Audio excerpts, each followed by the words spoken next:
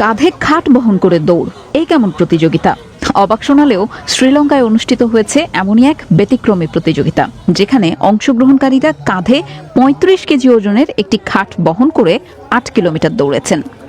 প্রতিযোগিতাটি সিংহলি এবং তামিল নববর্ষ উৎসবের অংশ হিসেবে আয়োজন করা হয়।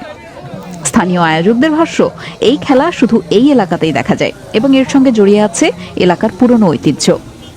একসময় এই অঞ্চলের অনেক বাসিন্দা নিজেদের হাতে তৈরি করা খাট কাঁধে করে দেশের বিভিন্ন স্থানে বিক্রি করতে নিয়ে যেতেন।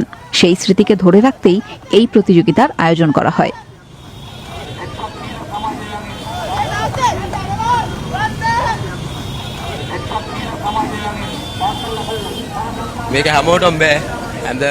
এটা সবার পক্ষে করা সম্ভব নয়। খাট কাঁধে নিয়ে নিজের সর্বোচ্চ গতিতে দৌড়াতে হয়। আমি প্রায় 12 থেকে 13 বছর ধরে এই প্রতিযোগিতায় অংশ নিচ্ছি।